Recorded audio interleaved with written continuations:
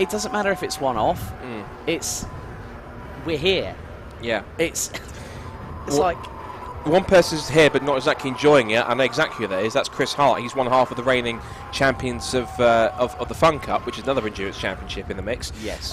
But he's sadly standing on the sidelines because that rusty nail racing car seems to have faltered in some context, because that looks to be, well, maybe a temporary end to his activity behind the wheel, because he's gone through.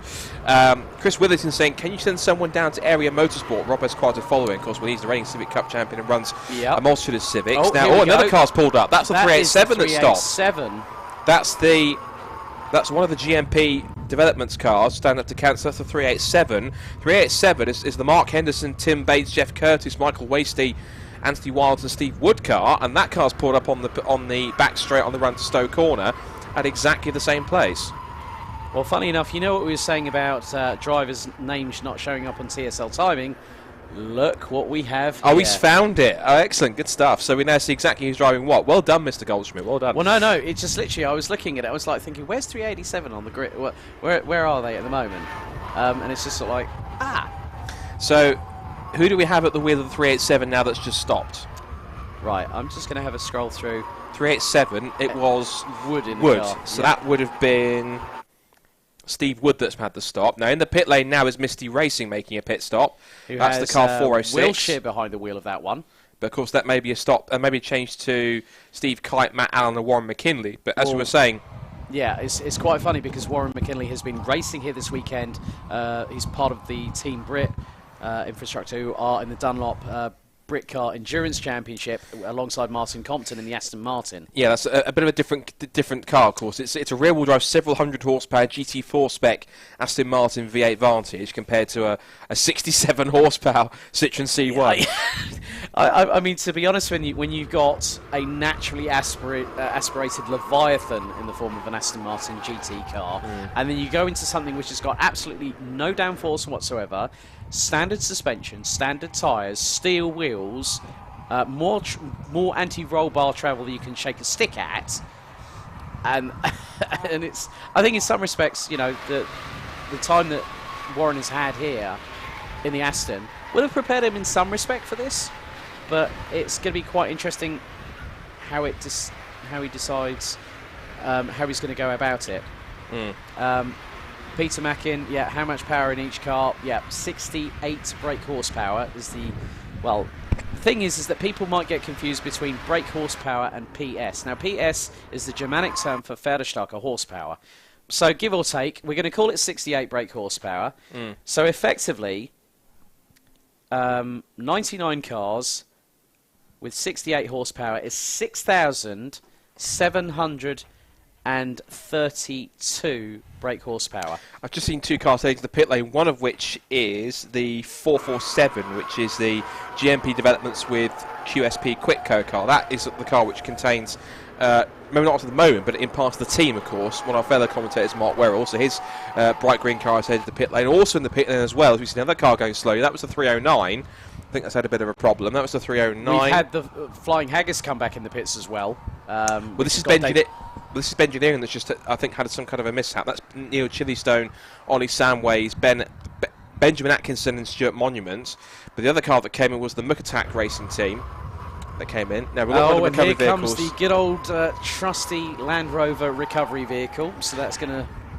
Now, Chris Hart, as you can see, has returned to his vehicle. As we see now, that's the 369 car that's having a battle. That is with the 497. 369 is Cock Endurance, which is John Moon, Conrad Boss and Adam Cunnington. And that does have the head of a cockerel on both front doors. Yes, he does. So we had to just point that out, because the thing is that with this racing category, as we found out last year, you and I, Scott, that we had Inglorious. Well, it began with a B and ended in an S, and it's it was named after a particular film set in World War II, directed by Quentin Tarantino. Yeah, with Brad Pitt starring in it. Yes, so let's put it that way. There were the 5 drivers of 447. Thomas Mallet, who I believe is competing in the Mazda MX-5 Championship this year, I believe. He's sharing that car with Stephen Ayres, Dan Gibson. We also got Catherine Yeats. And also as well, we've got Mark Werrell, of course, the commentator. He actually gave us an info sheet on himself, actually. Yes, let's give everybody a bit of a rundown on Mr. Werrell. So Mark Werrell, of course, his occupation, this is great, he's a motorsport commentator, presenter and voiceover artist, which he is. He's a property investor and landlord, which I didn't know about. He's a STEM communicator for Bloodhound SSC, because he works on the project for the Land Speed record car, and he's also a British Motorsport Marshals Club brand ambassador car, as the C1 USA car continues to go around. Still sans front and rear windscreens. You can see he sponsors a motorsportcommentator.co.uk, which is Mark's own. Yep. He's got Coalport Holdings, QSP, Quitco, Tor, Waterford, and the Motorsport School. The car is, in his words, Kawasaki Ninja Green. In the brackets, the car is called Kermit, and this is a new build for this race. I believe it's got a tiny little Kermit decal on the bottom of the boot lid, just if it's peeking over the bumper. Yeah. He's been part of motor racing since the mid-80s. He's been a marshal from 86 to 2000, and he was competitive from 93 to 2001. He was commentating since the year 2000. His first car race was the Rockingham 24 Hours for the C1s last September. Yeah. He's having last raced nearly 20 years earlier in Formula TKM karting. And that was the same period when Lewis Hamilton was racing Formula Yamaha and JICA, and Paul di Resta was in cadets. And he's been pleasantly surprised by his pace and consistency for a middle-aged man, in his words. Yes. With little experience, however, let's see what the weekend brings. And of course, he's recently been appointed as a brand ambassador for the British Motorsport Marshals Club. So please pass on my thanks, this is his words, to all the marshals working here this weekend. He's in Garage 7 if they want to come and chat. So.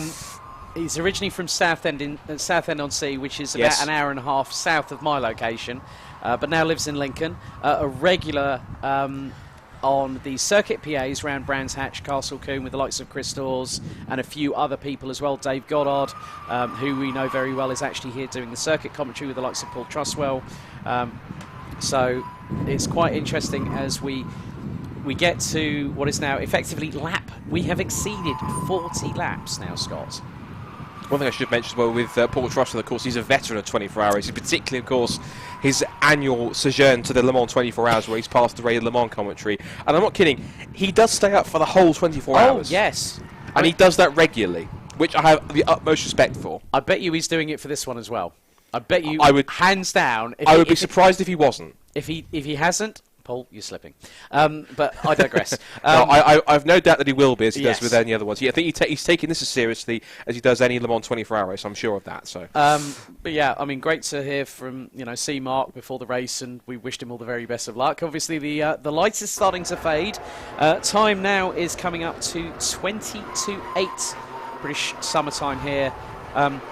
In what I would not call characteristic British summer weather, because we are at the tail end of April. We're not even at British summertime yet, because we've kind of got that period, but we're not into summer yet. But anyway. No. Hopefully we will be in a few weeks' time. Yeah. Yes. Nice comment there from Stephen Ayres saying there is a weight advantage, obviously referring to C1 USA, as the Land Rover again doing its duties. That's going to be pulling a few C1s, I think, over the next 21 hours and 50 minutes, I believe. Gemma Mines asks, what are the track conditions? Hard to see on here. It was raining, I think, sporadically with a bit of a drizzle over the last couple of hours. So the circuit looks to be most of it dry with the definitive dry line, but you can see here just on the inside of the pit wall, you can see there are slight sort of damp patches there, or the circuit is a little bit damp from where there's been a little bit of light rain. There are one or two drivers up there who are still using their windscreen wipers because there was a very, very light sort of maybe spit or drizzle of rain. Jackie Stewart said, oh, is Truss here? Yes, he is. He's on the circuit commentary team alongside another fellow commentator of ours, Mr. Dave Goddard. So yes, they're both enjoying themselves out there. He's also been venturing onto two wheels this year with X-Trial. And he's regularly done Speedway in the past. He's a reg Speedway advocate as well. 419 are in. That was the race leaders. Nick Grindrod. So it's now Eastgate Automotive back in the lead. Of course, the team that was leading alongside was Area Motorsport. They're currently 97th at the moment. Well, Scott Baker behind the wheel. They're quite a way down off the leaders, as you can see. Look, Viking Auto Breakers, and it's even got the contact number if you want to get in touch with them. Now, the funny thing is, I've just noticed they're on alloy wheels, but some of them are...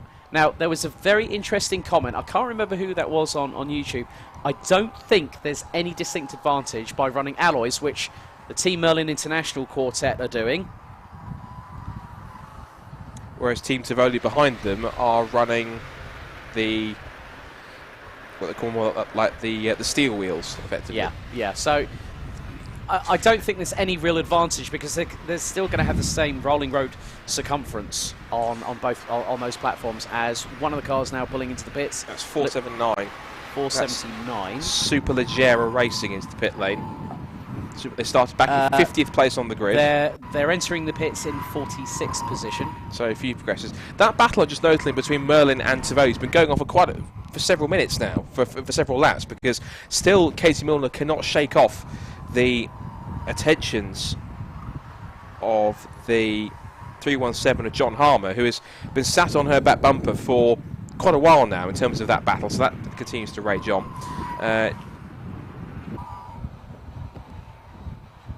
Great little battle here with the Team Rockingham car in the 448. They've got the 395 behind them in the minute, so...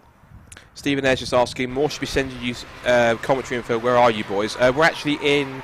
We're in the race control tower, room number 5 on the first floor. Yeah. And we're just opposite the national start-finish straight, so... Yeah, we're in the sort of the administration, in race administration at that point. There's a few more cars coming to pit lane. The 396 is in the pit lane, as is the 320.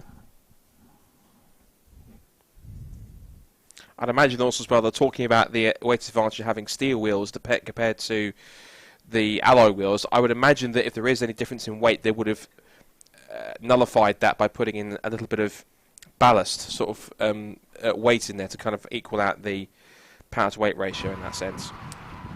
I mean, in some respects, Scott, that if I'm completely honest, there's not really that much of a differential between having steel or alloy wheels on these cars because, as I said, you know, the rolling road, you know, if it contravenes the regulations of the championship, I mean, it's not gonna give us, you know, give anyone a distinct advantage. But meanwhile, at the moment, with 21 hours 48 minutes still to go in this, the lead now between Derek Drinkwater and Turnbull in the looks like PrepTech UK in the 367 has now pitted from second position, which is going to promote the likes of Silver Lake and Viking up into position. Well, Viking has dropped down the order. They're so ITC1 also have pitted. PrepTech UK in the 367 have pitted from second position out on the road. So this means now that Team Merlin International now jump up into 15th position, still keeping ahead. Well, the 419 now trying to get underway. That is Viking. So we will find very shortly who is now going to be changing in terms. So when they get to the end of the pit lane, the transponder will be shown up, and then it will change to show us who we have got. So a lot of the teams now, Scott, are pitting. Ikuri Celtic, 474, 449 of Davison, 321 of MSAR Old Hat Motorsport. Viking just going out of the pits. ITC 1. So this is going to promote the likes of Team Merlin International as one of the cars now being brought back into the pits, which is one of the Rusty Nail Racing, I think the team from earlier on that was stuck. Yeah, that's the car which had the problem earlier on, so that seems to be a trying to rectify that issue. Yeah. So yeah, I mean at the end of the day, it's you know, the rotational. Well, Gemma Mines, you know, not a bad sort of comment there saying, but rotational weight, it might be worth it. Well, you're probably talking literally fractions of, you know, you're probably talking like a couple of 100 grams. But the thing is that with the alloy wheels, it seems that with regards to it, it's going to give some sort of ballast advantage to some of the teams. However,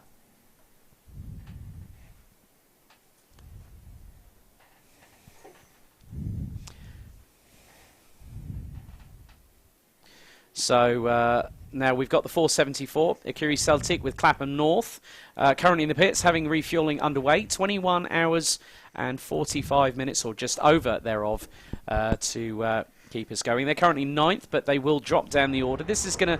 Now, Team Merlin International in the minute are still staying out. So Katie Milner still staying behind the wheel of that car. They've still got Team Tivoli with Harmer behind the wheel, still with them by about 3 3/4 tenths of a second at this particular moment.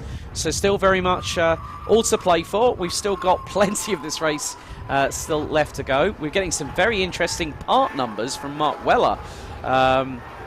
So 4.5J by 14 Yeah, so there's a C1 Series Organiser alloy wheels specific to the championship that the teams can use. It's been done because they've been talking about it here. They were introduced at the start of the year because there were some frequent steel wheel failures, so they also try and get around that. Yeah. They've been able to. I think they've allowed the introduction of the alloy wheels, I think mainly on safety grounds to make sure that happens.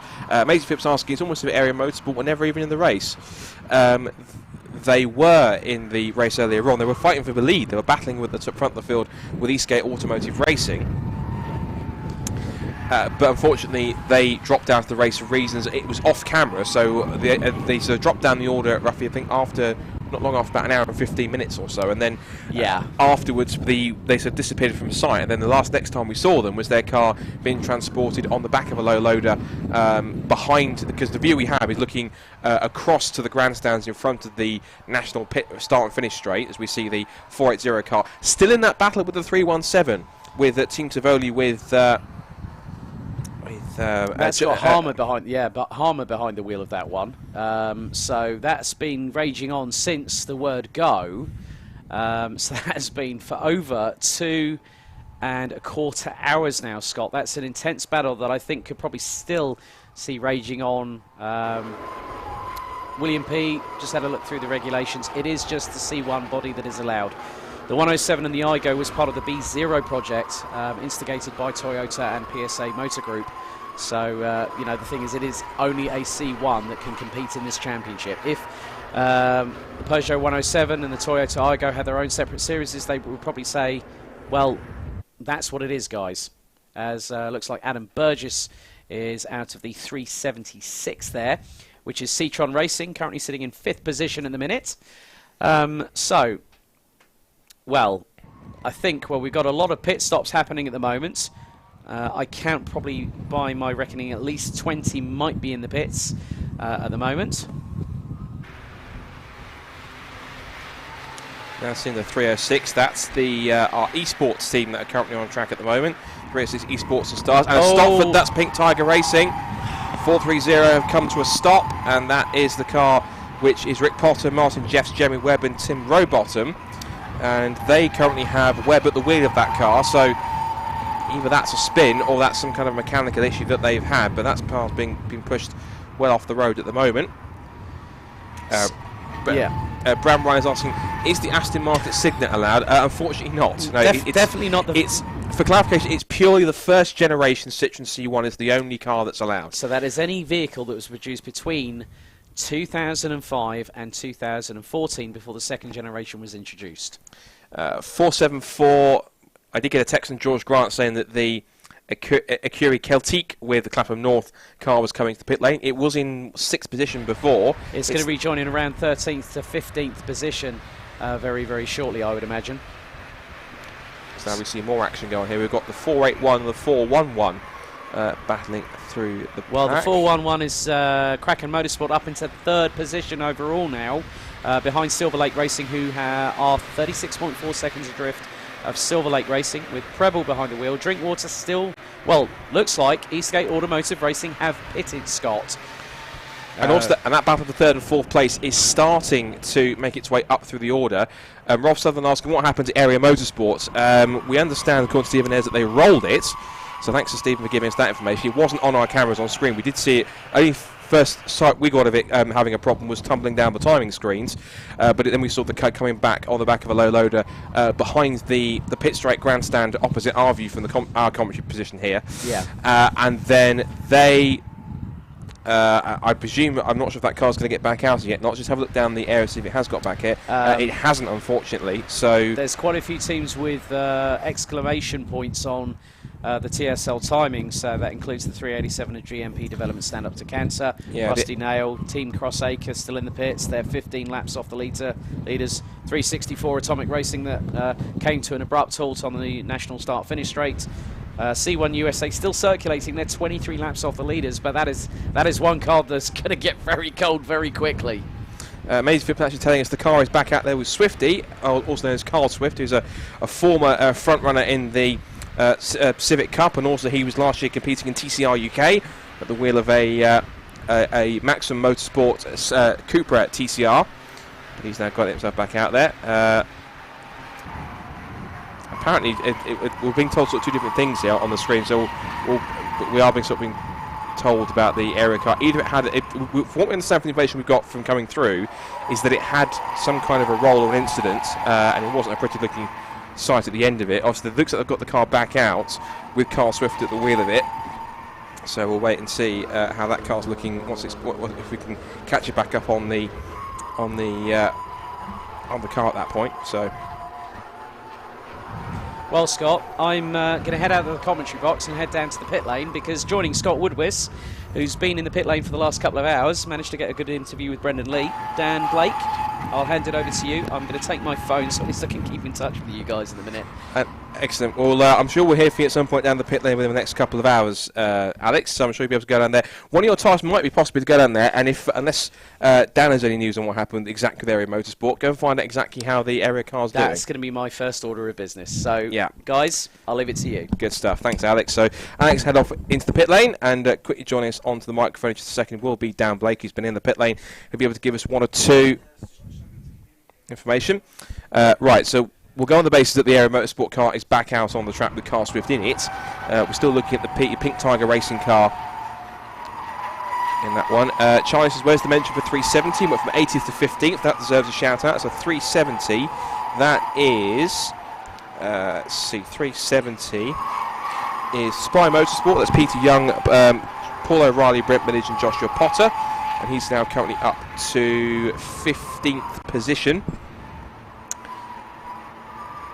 So good, great shout out for Spy Motorsport. They are usually a Caterham. They're usually a Caterham team that runs several cars in the championships, in that championship. So they'll be able to watch that as that race goes on.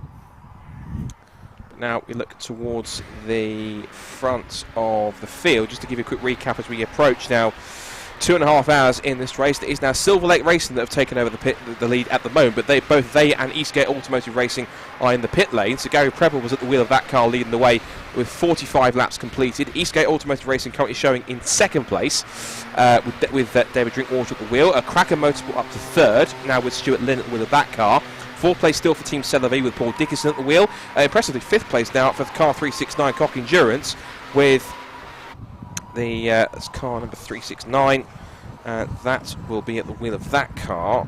That is Conrad Boss at the wheel of that car. 376 Citroen Racing in sixth position at the moment. Car number 376, and that is Darren Beckley at the wheel of that car. Then we have the O'Brien team car number 393. That's, or should be known, Sussex Road and Race, and that has currently got not O'Brien at the wheel, so that's a bit of an error with their transponder by the looks of things. 8th place for Majestic Motorsport with Spencer Fortag, former Caterham racer, up in 8th position. 9th place now for Alice Hughes, who's now taken the wheel of the 480 car, so she's now taken over from Katie Milner. So that might be another target for Alex to go and have a chat with Katie and the 480 team to go and see how they've been getting on. And in rounding out the top 10, Team Tivoli, who remember, of course, started all the way back, we keep talking about it, all the way back in 67th position, and have climbed up to 10th as they make their way through in this race. So we've now gone past the 2 hours and 25-minute mark at the moment. And yeah, just resolving Carl Swift. He is back out. It's back out with Swift, but rolled it apparently. So we'll take it on the basis that he had an incident, and Carl Swift is now back out there with a TCR car. It's a TCR driving out at the wheel of that car, going a little bit slowly. In the commentary box now is Dan Blake. Dan, you've been out for the first couple of hours to see how things have been shaping up. First of all, how have you found the first couple of hours down in pit lane? Tell us a bit about what you found. It's been a very busy pit lane. There's been cars in and out, particularly during the pit cycle. We had about 15-20 cars down there. Okay, bear with me just 1 second. I think we're having some troubles. One or two technical difficulties trying to hear Dan on the microphone for some reason. That's a bit odd. We'll try and resolve that as best we can in just a few moments' time.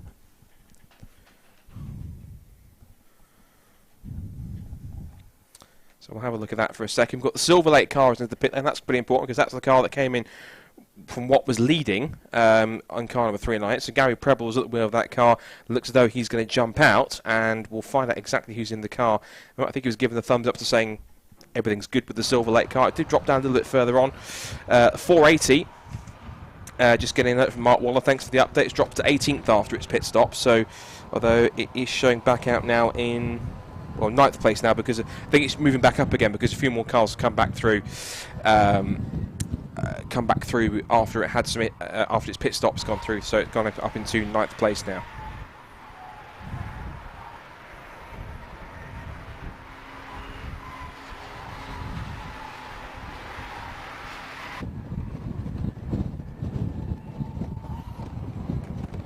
That's the Team Tivoli car, number 317. Currently sitting in 10th position. Although it is for some reason showing that it's in the pit lane for some reason, which shouldn't be the case. I might give a quick refresh of our live timing just to make sure it gives it a bit more up to date. So it's currently showing as Cracker Motorsport through all the pit stops has moved up into the lead now. We've come up in 411. Silver Lake now down to 2nd place. We've also got the 389 car of Custard now up in the mix as well. We haven't really talked about Custard at all. 389 through all the pit stop sequences has moved up to 5th, but I suspect they haven't pitted yet. No, they haven't. So we've had pit stops already for the top 3, but 4th place Cock Endurance in 369 and 389 for Custard are the top running cars that haven't pitted just yet. But let's see if we can possibly cross the deck to Dan again. Of course, Dan, as we were talking about just before, hopefully he'll be able to come through. First couple of hours in the pit lane, a lot of action going, a lot of cars coming in with repairs and all sorts of mishaps going on. As we actually see the Area Motorsport car back out on the road, thankfully, with TCR UK ace Carl Swift at the wheel. Only difference is it has no rear boot lid, which is an issue. But for what you've seen in the first couple of hours, Dan, hopefully we'll get you on the mic in a second. How have you found it out there? It's been a very interesting race so far. Even in the first lap, we had that car coming in, the HE Racing car, with huge damage, and that was the worst possible start to their race. The car's going full wide there, going out of stow, but there's been the pit lane has been very, very busy. There's been all sorts going on. Okay, I think we're still having, for some reason, 1 or 2 issues with Dan's microphone, so apologies for that. We've got the 389 car is running slowly on the road, so a problem for 389, and that's pulling off the road, unfortunately. So 389 in trouble, and that's just a quick take a look at who that was. 389, that's Custard. So Custard were running in 5th position, and were one of the highest running teams not to have a pit stop, but unfortunately it looks to me as if Custard won't even get to that pit stop for the moment, because their car's ground to a halt, and that was on the exit of the loop just before entry. So that car has pulled ground to a halt with the hazard lights on, so hopefully that car with that's car 389, so that would have been Tom Woodcock at the wheel of that car. Sadly he's had to pull that car up before it's got to the pit lane. That's only a few corners before we got to the start and finish line.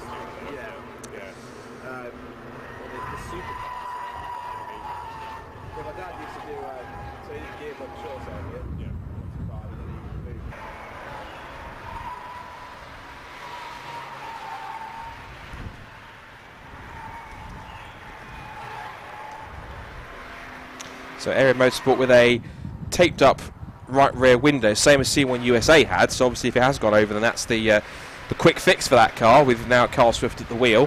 And we just saw the 389 car, which was the Custard car, in the mix as well. And yeah, you can see the dent on the roof of that car, so it has indeed gone over, which is we thought it was going to be possibly a wreck, but it seems as though it hasn't been substantial damage as it was first thought. Out the pits goes the 481, so that's the pit stop for Flying Haggis. As again, the Custard car is pushed all the way towards the pit wall. We've got another pit call, that's the 357 in the pit lane as well. So in to make a stop is SRR Motorsport.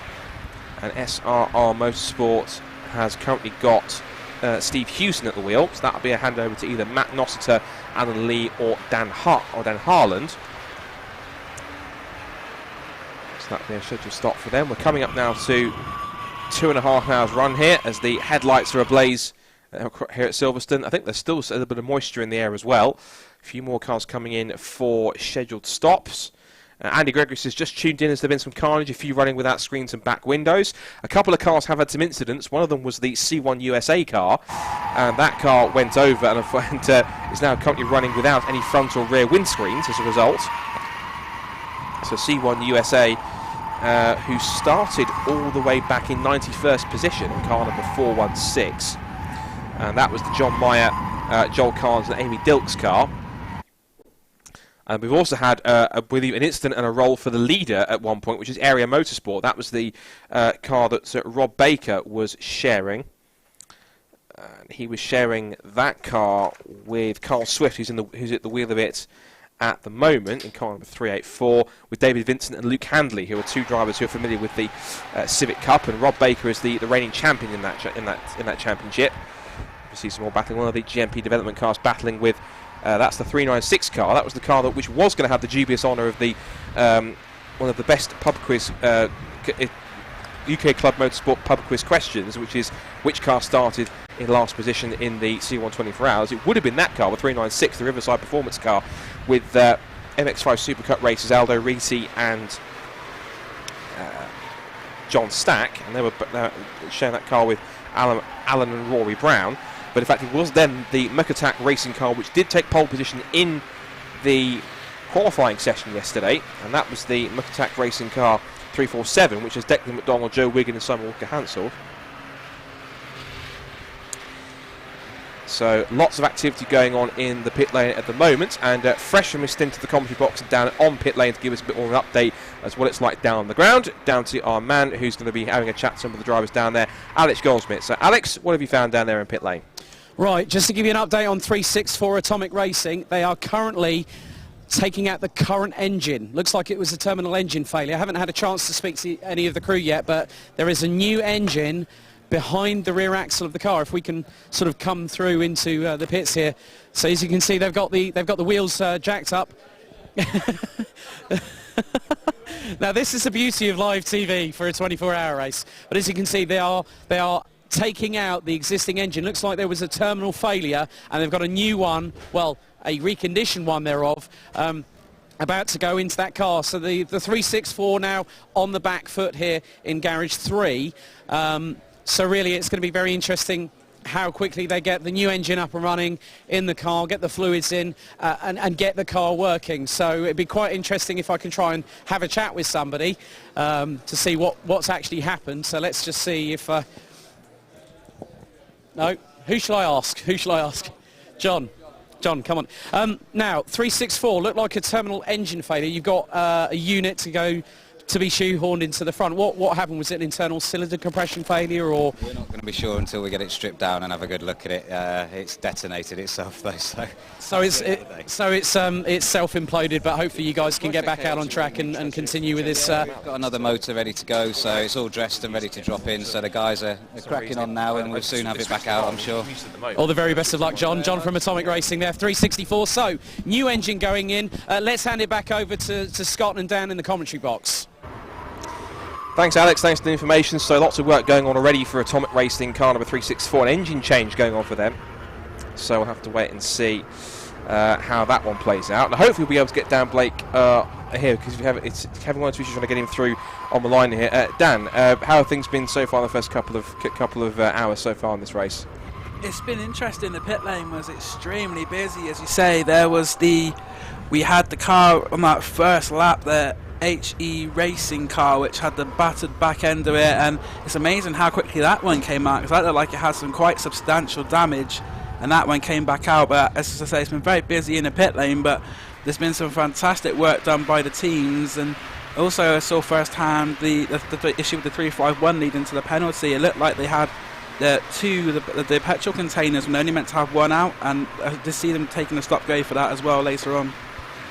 Just watching Alice Hughes at the wheel of the 480. That's the Team Merlin International car, currently sat in 14th place at the moment. Their target to try and chase down is Silver Lake Racing, which now has Harris at the wheel of that car. So 398 have had a driver change, and that is now Michael Harris at the wheel. So Gary Preble has handed over the Silver Lake car. But we have now passed the 2.5 hour mark, so we'll give you a very quick rundown of who is where in the order then after over 2.5 hours of racing. In the lead currently, but yet to stop at the moment, is car number 369, Cock Endurance, with Comrade Boss at the wheel of that car.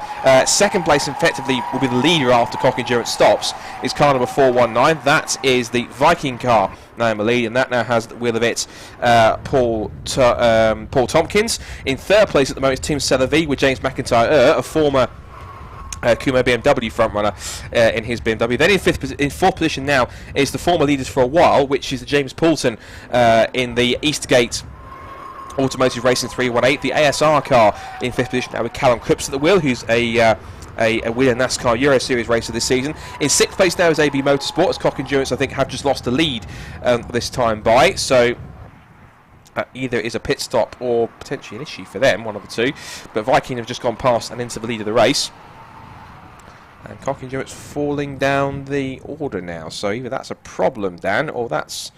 If it's them in the pit lane, obviously it would be showing on our timing screen as a little gear symbol, but it's dropping down the order for the moment. So whether they've had a spin somewhere or a problem, or it's simply them in the pit lane and the timing screen hasn't caught up yet. It's over 30 seconds now, but as you say, Scott, there would be that little cog if it was in the pit, so it looks like there has been a problem for that 369 car of Cock Endurance. It's going down to 6th place now. The AB Motorsport car, Stuart Simmons going past. I did actually speak to Ali Bray when I was down in the pits off camera, and it's their first 24-hour race. Ali wasn't too sure what to expect, but I think they were excited down there. It's sort of a bit of a new beginning for them. They're more used to the sprint race format, but AB Motorsport doing extremely well. They're now in the top 5, but I am getting a bit worried about that Cock Endurance car. James Keepin's just come past them in the MSAR Old Hat Motorsport car, the 321, and they are now down into 10th place, and looks like they have got a major issue. They've lost over 1 minute and 10 seconds so far on this lap. Yeah, Ali Bray's normally used to preparing a phalanx of Mazda MX-5s on any given weekend, either in the BRSCC Mazda MX-5 Championship or in the 750 Motor Club 5 Club Championship in any given weekend. So, and he certainly knows how to engineer them. He's a former sort of karting ace, and he's still quite a young guy, but he knows how to set them up. Now then, we've just seen that Cock Endurance have now got an exclamation mark next to their number, 369. So it looks like they've had some problems that's possibly seen them stop out on track.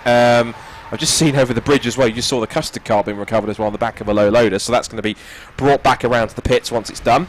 Did have a message come through from Ben Tusting. Thanks for the message, Ben. His friend Michael O'Brien in Sussex Racing hasn't come around and was in car number 393. Do you know what happened to him? I think he was in 16th, dropping down the leaderboard, has a yellow warning to his name, so 363, or 393, sorry. Actually, he's been given a black and orange flag. Must be for some kind of mechanical issue or for something hanging off the car. So where is he currently sat at the moment in the standings? 393. Just have a look down our live timing screen to try and find exactly where he is. There's quite a lot of cars to scroll through to try and find him. He's in 81st position now, I suspect because he's been held for quite a while due to trying to fix some problems that are on the car. So problems with 393. We've actually got it on the timing screen in the top left corner on the TV in the corner of our commentary box as well. 306 in the pits. We believe Brandon Lee should be taking over for that car as well. We're just asking what car 393 had the black and orange flag for. That could be a question for Alex Goldschmidt down the pit lane, because of course we need to try and find if we can get him down to the team of Sussex Racing to find out, because unfortunately we're taking the information based on what we've got here, but we haven't been. Unfortunately, on the timing screen, it shows us that someone's got a black and orange flag, but unfortunately doesn't give us the reason why. Unfortunately, which is not 100% ideal, but even so, it still gives us information that they've had to come into the pit lane for something. Looking down the rest of the order we've got now, looking back to our top 10 run through, so we've still got now the Vikings up to P1 with Paul Tompkins at the wheel, James McIntyre and the number 349 Team Celavi in 2nd place, ASR in 3rd place now.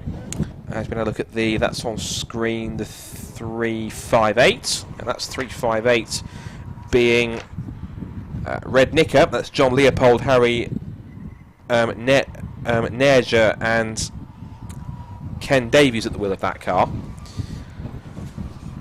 Back rest of the top 10 order, we've still got Eastgate Automotive Race with James Poulton at the wheel in 4th place. They were early leaders in the early stages of the race. 5th place for AB Motorsport, as we said, in their first 24-hour race, and currently sat at the moment in 5th position. 6th place now for Prep Tech, number 367, Prep Tech UK, and that has currently got in 367 at the wheel of that car, Will Rayson.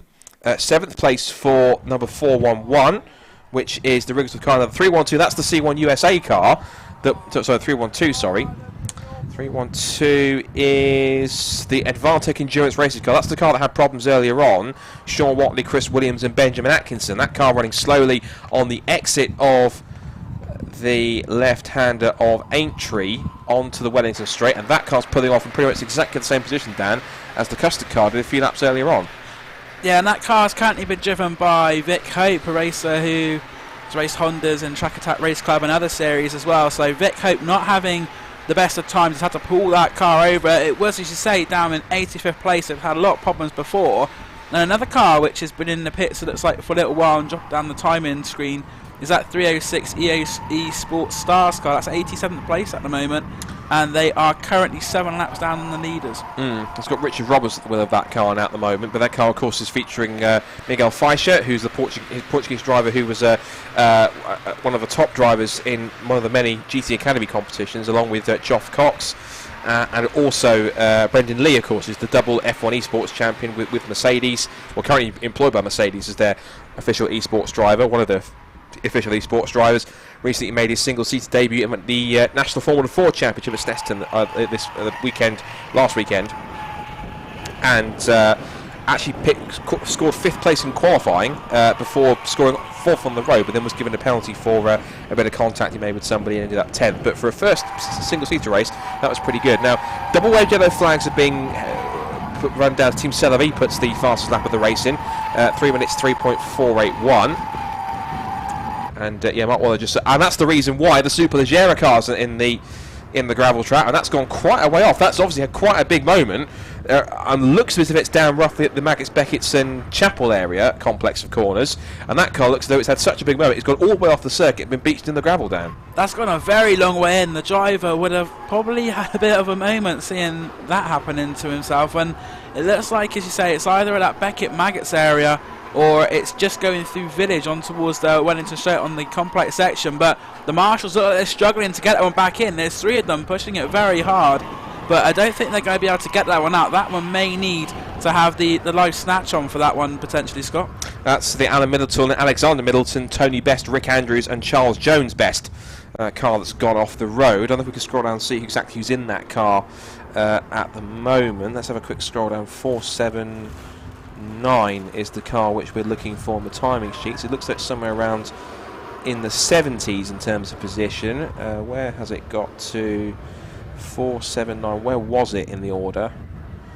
Seen one dropping down. 479 doesn't appear to be showing up too quickly on that. If you can possibly scroll and have a look at that, Dan, to try and find that on there. 21 hours and 17 minutes still to go. Now the marshals they seem to have given up trying to push the 479 car out of the gravel trap now, and poor Superleggera racer, they're thinking, is anyone else going to help me? Because he looks like he's gone off at a pretty high speed, because you can see, I think that's the beam of the headlights just off to the right, just going off to the right there from where the gravel's gone across.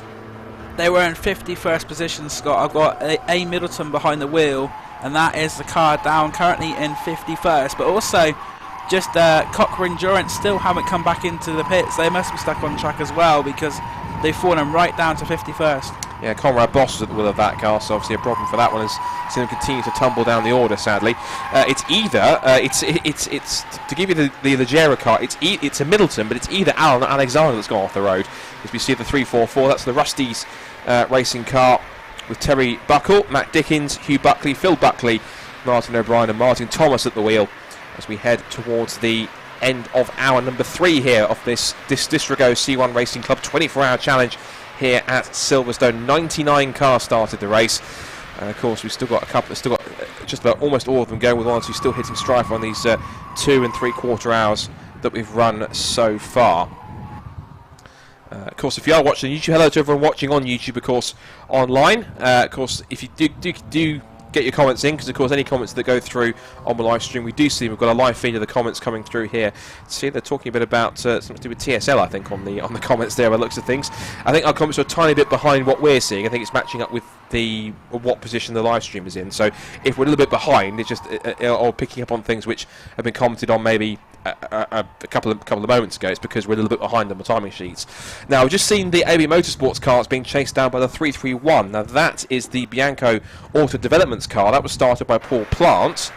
331 are currently in 24th position with one of the McMahons at the wheel from Ireland. That is Arthur McMahon. He's shown that with Barry McMahon, who's a current front runner, not only in his class, and he's been racing, I believe, here this weekend in his rather rapid green Aero Sporting Alfa Romeo 156, but he also races that car in the modified class of the Alfa Romeo Championship. He and Richard Thurban in the Lancia Delta Integrale have been battling away so far in the first 2 rounds of that. There is the 394. That's Stuart Simmons at the wheel in the AB Motorsport car, still with the headlights ablaze on that, sponsored by All Gears. Also the Club 100 sponsorship. There's a sharing of sponsors there, because Ollie Allwood's sponsor is normally All Gears, and obviously they've added on the Club 100 sponsor, because normally when there's guys racing the Mazda MX-5 Championship, normally you see All Gears, of course, on the side, or usually you see All Gears on the side of Ollie's car, and Club 100 on the side of Stuart Simmons' car. They're also sharing that car with Brian Trott, and the other guy that's also at the wheel of that car as well is BC Cars team. I just saw as well, you saw there, the Superleggera racing team is actually getting a live snatch now, so they're actually able to get one of the recovery trucks, get it out. Finally, they get it out of the gravel trap, thanks to the good hard work of the recovery team of the Marshals to get it back out again. Now the task will be for the Superleggera racing team to come through. Now we see where it is. It was on the run down to Stowe Corner. I have to say, losing it down there at Stowe Corner, that would have given them a fright, wouldn't it? Oh, exactly. Probably one of the fastest points of the track. They just come down the hanger straight. If not the fastest. Yeah, as I say, Scott, yeah. It looks like he may have snatched a break or something, but for him to go that far off, that must have been a very scary moment for the driver there. But as we see, we've got 3 cars here going round towards the end of the lap, going through Luffield. That's the 3, 4, 5 car leading that train as they now come down into the start-finish straight, and this car is absolutely everywhere. It's a great sight to see these C1s. The lights are starting to come on as well, and just getting that true endurance feeling now because the night time hours are starting to come in. I think I did read somewhere that so another car stock. I was just about to point that at the same time. I think that is that possibly the 447. Is that maybe the is that the other GMP car which has got Mark Weller's car potentially? It's a green car. That's all we can really tell from the distance that we had. The only car I knew that was definitely green in the field was the 447. That was the GMP Developments with QSP Quitco car. That was the Mark Werrell, Dan Gibson, Catherine Yeats, Stephen Ayres and Tom Mallet car. It's got it going again, and we'll be able to see what the number is when it comes close to the screen. We've had a fantastic, as they look back to the pits, we'll get a number on that in a second, just very, very quickly. The number on that car is 447, so it's the Kermit car, whilst they get back to the pits. One team that's had a fantastic race so far is team number, who was it? It's the 482 team, the all-female squad that's in the mix at the moment. Katie Milner started that car. Alice Hughes now at the wheel to get her thoughts of her first stint. Alex is in the pit lane with the driver who started the first stint, and that is down in the pits. Katie I managed Milner. to catch up with Katie Milner from Team Merlin International 480. Katie, that was one epic stint. I think you guys are running in the I think probably the lower part of the top 10 at the moment, having qualified 17th. Must have been a pretty good feeling having a good battle with Team Tivoli in the latter stages of your stint a bit earlier on. Yeah, it was quite good to do the start as well. It was nice to get out there on the first lap and sort of try and get ourselves into a good spot. For the first sort of couple of hours. It was tricky when the rain came down. I saw someone spin off in my mirror behind me, so luckily that wasn't in front of me. But yeah, I managed to keep the car on track, managed to keep consistent. Handed that over to Alice in I think P16, and we're up to P12 now, so going really well.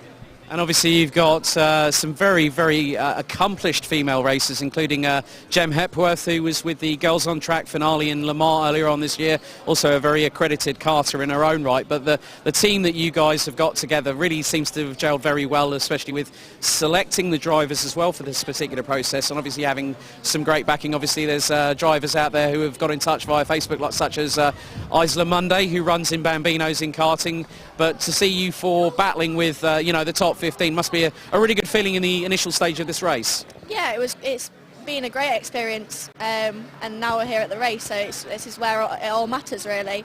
And so me and Alice, we got together at the Autosport show and sort of threw the idea out there to do something together as an all-girl team. We did the 2 3-hour races at Croft about a month or 2 ago now, had 2 second places, so podium both times, which was really good.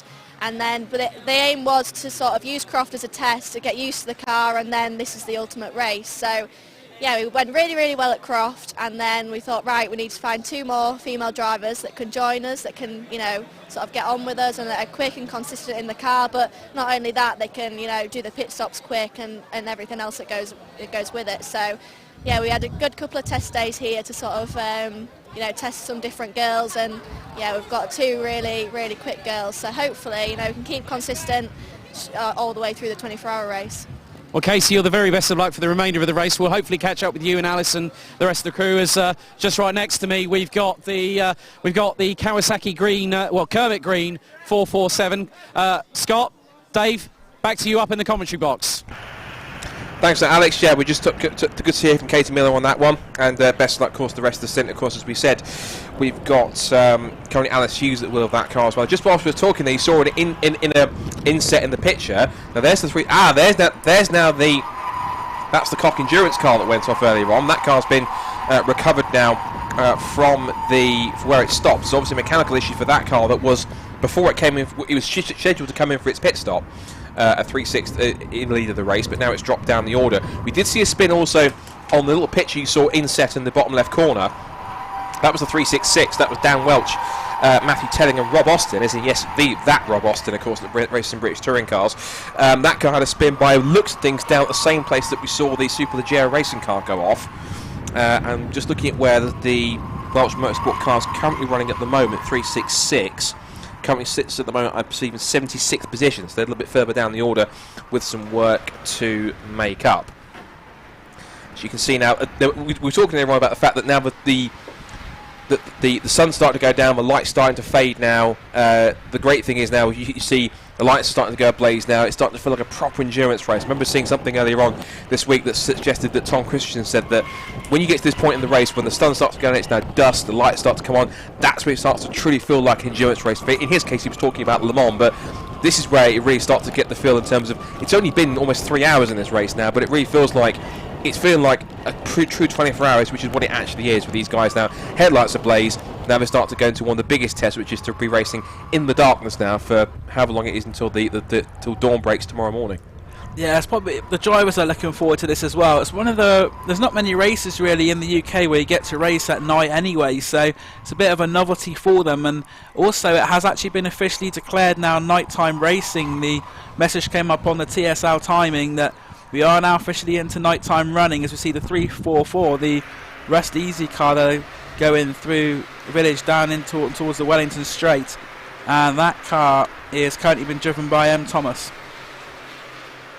So we're coming now to 3 hours in this race. Again, if you're still watching on YouTube, if you're watching YouTube, but also on Facebook as well, of course, we've had a Facebook comment coming from Ali Topley, who was racing earlier on in this race. We've got now the 416 car, which is the C1 Team USA car. There was also interesting, look at that. That's the 399 car that's also back out. Well, that car, if you remember right, if you were here right at the start of the race, had the incident, I think that was on the first lap of the race, where it got a bit of a hit from somebody in the midfield, and that's the Cockhill car number 399. Now the 447 car, after it was slowing, or had a spin up at the exit of Chapel Corner, is now back out onto the road after it made a brief stop in the pit lane.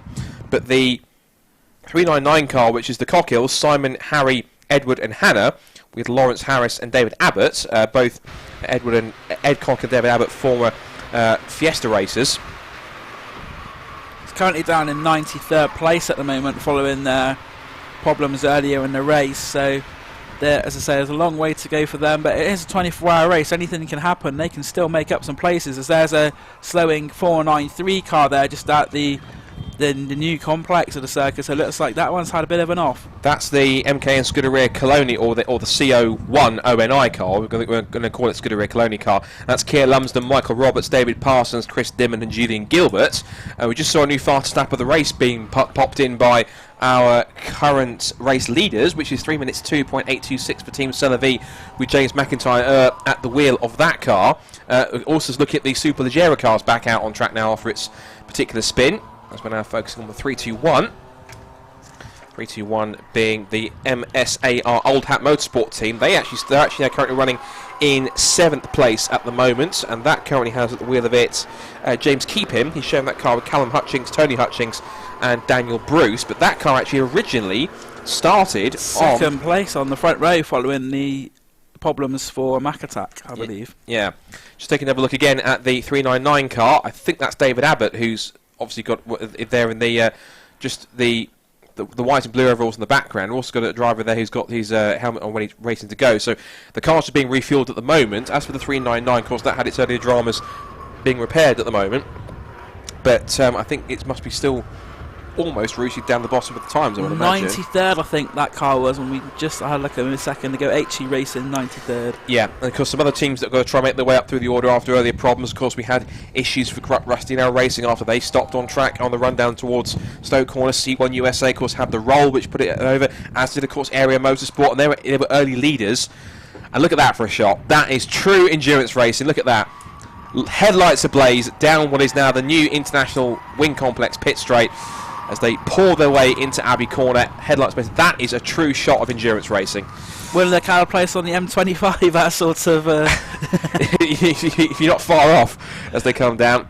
But this is really where it starts to get interesting now. Of course, we had someone who was confirming, had Dudley on the YouTube stream. Hi to Dudley. He was saying, as someone who's done 24-hour racing, that's dead right. For some reason, no matter how far into the race, dark equals we're doing this. In terms, this is how it's going to work. This is the proper part of the race now. Daytime, anyone can race in the daytime, but it's during the night where some of these drivers really earn their money. If you can race at night time when vision is reduced, when the temperatures are down, usually some drivers can go faster at night because it usually means that you get lower oil temperatures, the tyres start to be also with lower track temperature as well. Means that if you're out there on track, usually with lower track temperatures, not too low so that it's ice cold, but it's lower track temperatures, means that you can help you regulate the tyre temperature a little bit better on track, which means you can push a little bit, allows you to push a little bit harder. Because of that, you actually get some good ones. So we saw at the beginning of the broadcast just what it looked like when it was racing in darkness, and we saw at the beginning with Callum Cripps. For those who hasn't seen it, as we go into the darkness now, we're going to give you an idea of exactly just how much or how little you can see at night time. We're going to switch to an onboard shot of Callum Cripps last night in qualifying to show you just how treacherous it is in the dark here on the Silverstone Grand Prix circuit. Enjoy. Hi there, I'm Callum Cripps. I'm one of the drivers for car number 390 ASR with pro drivers this weekend at Silverstone 24 Hours C1 Challenge. So coming round onto the national pit straight now, and we're going to try and keep it as flat as possible into fourth gear, just going underneath the bridge, and then we're going to keep it flat all the way through Copse as well, so using some of the entry curb and then hooking it up in the middle of the corner, getting a load of tyre squeal, keeping it nice within the line so track limits is alright. And then there's quite a long run down to Maggots and Beckett's because the car is quite, well, it's only got 70 horsepower, so it doesn't really go too far very quickly. Starting Maggots and Beckett's complex, I don't think I'd break through here at all, to be honest. Kept it flat, definitely in the first two bits, just keeping the car out of the way there as well.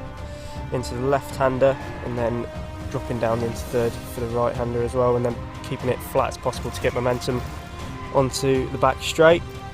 And we're on here for quite a while, to be fair, so it's nice to just put on the radio and cross your legs, not really, and just time to relax really as you go down the straight and catch your breath. And then you want to be looking for the lights, especially at night. It's nice to have the lights on the curbs. They've got some cat's eyes that are easy to spot, but you're going to be looking for them and then braking as you reach the curb, chuck it into this corner here. I think this is third gear through here, and then nice and gentle on the exit as well, didn't use too much curb. Then braking into one of my favourite parts, this is into the new wing complex, so braking really heavy down to second gear, getting that curb in inside, just missed that slightly, and then another car right in the way, so I had to go around the outside of it, still keeping it in the lines. And then accelerating past the wing and then onto the international pit straight. So coming down here, you get up into about fourth gear, so you arrive in the corner about 85 or so into this, what would be turns 1 and 2 for the international circuit. So all over the curb on the right hand side, and then don't really touch the one on the left because you don't really want to scrub too much speed off. Coming through here, nice and easy on the tyres, onto the brakes, down to second gear for the village complex. Turning it in, there's another car in front of me that I had to literally just dive in right, get out of the way of. Just went off the track ever so slightly, but got away with it. Kind of missed the, oh no, it did actually get to the apex there slightly, but it wasn't an ideal line, and then I lost time down the straight. You can see on the Delta actually I've got like 3 lights on the Delta, so, well, red lights, that shows that I'm 3/10 down on my previous lap, which was quicker until this next complex coming up where I gained a lot of time.